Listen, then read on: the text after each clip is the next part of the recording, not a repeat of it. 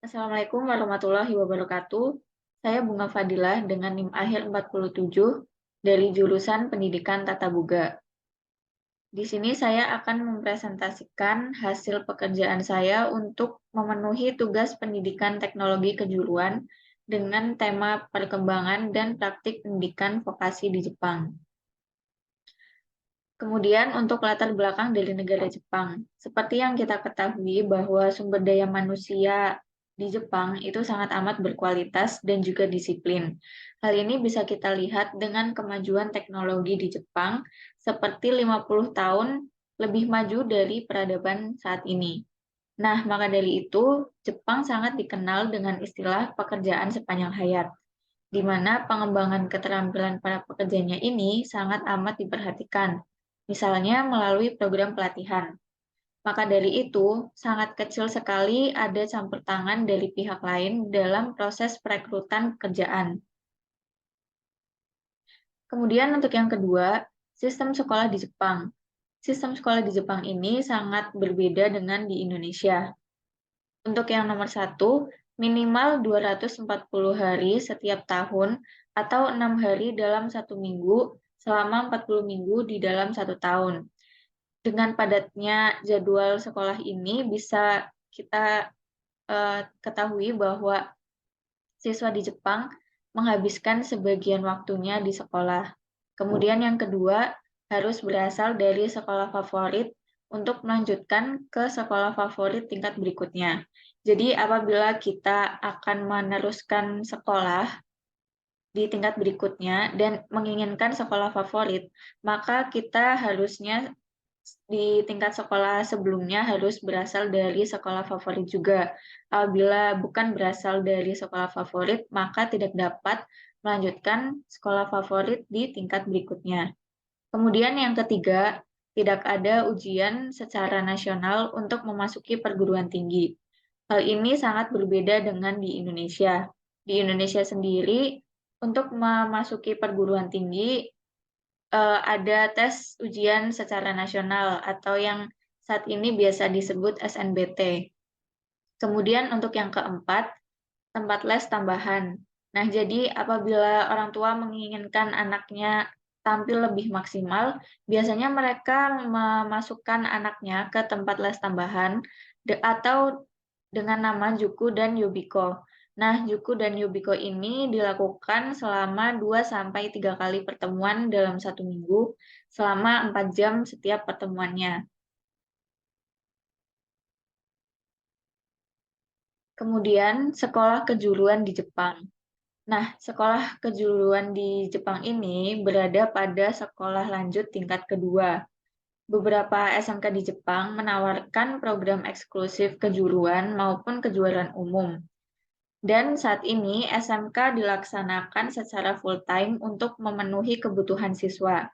Jadi sebelum dilaksanakan secara full-time, dulu sekolah kejuruan di Jepang itu dilakukan dalam 2 waktu. Jadi yang pertama itu ada waktu part-time dan juga yang satunya itu full-time atau 40 tahun. 4 tahun.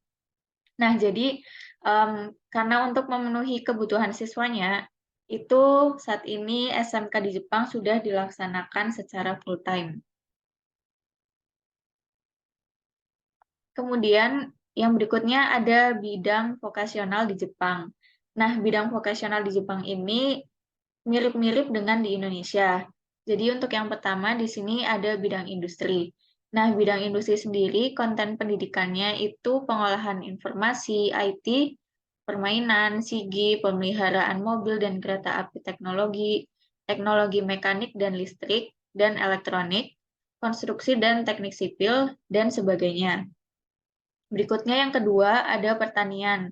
Pertanian di sini konten pendidikannya ada pertanian, hortikultura, peternakan, lanskap, bioteknologi, kimia dan biologi, perlindungan dan konservasi lingkungan alam, dan sebagainya. Yang ketiga ada perawatan medis. Perawatan medis di sini ada keperawatan, kesehatan gigi, teknisi gigi, tes laboratorium klinis, terapi fisik, terapi okupasi, terapi bicara, akupuntur dan chiropraktor, paramedis, dan sebagainya. Berikutnya ada bidang makanan dan kesehatan. Di sini pendidikannya meliputi pemasak, panganan, membuat roti, makanan, tukang cukur, kecantikan, make up, dan sebagainya. Yang selanjutnya ada pendidikan dan kesejahteraan sosial. Di sini ada pendidikan dan perawatan anak, perawatan orang tua, kesejahteraan sosial, kesejahteraan medis, kesehatan mental, dan sebagainya. Lalu yang berikutnya ada di bidang praktek komersial. Di sini ada akuntansi, pembukuan, pariwisata, hotel, manajemen, kantor rumah sakit, urusan publik, dan sebagainya. Lalu selanjutnya ada busana atau rumah tangga. Di sini ada meliputi mode merancang, bisnis mode, stylist, jahit, rajutan, kerajinan, dan sebagainya. Dan untuk yang terakhir ada di bidang budaya. Untuk konten pendidikannya sendiri ada musik, video, siaran, teater, film, foto, kartun, bahasa asing, pegawai negeri, olahraga dan kesehatan, hewan, dan sebagainya. Nah, jadi bidang vokasi di Jepang ini juga kurang lebih sama seperti bidang vokasi yang ada di Indonesia. Nah, sama seperti di bidang perawatan medis, di sini tidak ada pendidikan kedokteran, karena pendidikan kedokteran itu berada di sekolah umum, sama seperti halnya yang ada di Indonesia. Lalu berikutnya ada sekolah kejuruan di Jepang. Nah, jadi di sini ada perguruan pelatihan khusus atau Sensogako dalam bahasa Jepangnya. Nah, Sensogako ini berfokus pada pendidikan kejuruan praktis dan keterampilan teknik khusus. Perguruan tinggi ini disetujui oleh otoritas lokal jika mereka memenuhi persyaratan nasional untuk pendirian perguruan pelatihan khusus yang ditentukan oleh MEXT. Nah, jadi MEXT ini merupakan beasiswa pemerintah Jepang yang sangat dikenal oleh masyarakat Indonesia. Jadi, beasiswa ini merupakan beasiswa dari Kementerian Pendidikan, Kebudayaan, Olahraga, Ilmu Pengetahuan, dan Teknologi Jepang. Kemudian berikutnya, di sini ada pembagian sekolah tinggi pelatihan khusus yang tadi. Ini dibagi menjadi 3 berdasarkan persyaratannya. Untuk yang pertama, itu ada perguruan pelatihan profesional atau Senso Gakusen Monkatei. Yang kedua, ada sekolah pelatihan khusus menengah atas atau Koto Senso Gakko. Dan yang ketiga, ada perguruan pelatihan khusus atau kursus umum yang biasa dalam bahasa Jepangnya Sensogako Ippan Kate. Nah, yang pertama di sini ada perguruan pelatihan profesional. Di sini untuk yang pertama dia itu menyediakan pendidikan post-secondary. Jadi ini mirip kayak pendidikan pasca sarjana. Terus yang kedua, di perguruan pelatihan profesional ini dapat pindah ke universitas atau ke pasca sarjana nantinya. Dan untuk yang ketiga, latar belakang pendidikannya harus setara. Nah, jadi apabila di perguruan pelatihan profesional ini kita ingin mengambil bidang industri, maka di pendidikan yang sebelumnya juga harus mengambil di bidang industri juga. Dan untuk yang terakhir, hanya beberapa menawarkan program diploma dan diploma lanjutan. Berikutnya yang kedua, di sini ada sekolah pelatihan khusus menengah atas.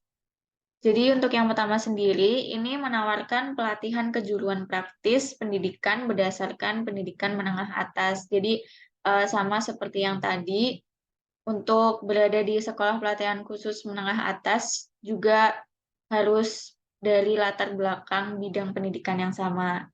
Terus yang kedua, di sini lulusan program dengan durasi nominal lebih dari 2 tahun dan lebih dari 2.589 jam studi memiliki hak untuk mendaftar ke universitas. Jadi ini minimal durasi minimal sekolahnya ada 2 tahun atau lebih dari 2.000 sekian jam.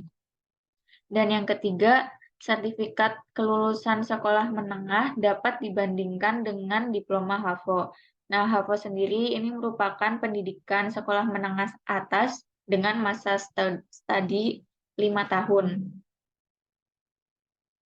Kemudian untuk yang terakhir, di sini ada perguruan pelatihan khusus atau kursus umum. Nah, syaratnya ini yang pertama ada terbuka untuk semua orang. Jadi semua orang ini boleh mengikuti pelatihan khusus yang ini karena dia adalah kursus umum. Terus yang kedua, tidak ada persyaratan masuk. Jadi berbeda dengan pelatihan sebelumnya, kalau untuk perguruan pelatihan khusus ini tidak ada persyaratannya. Jadi eh, apabila berasal dari latar belakang pendidikan yang berbeda, kemudian di pelatihan ini ingin mengambil bidang yang berbeda, itu diperbolehkan karena di sini tidak ada persyaratannya. Terus yang ketiga, perguruan ini milik BLK di Indonesia. Terus yang terakhir, banyak program berbeda yang ditawarkan. Nah, itu tadi sistem sekolah vokasional yang ada di Jepang. Sekian dari saya, terima kasih. Wassalamualaikum warahmatullahi wabarakatuh.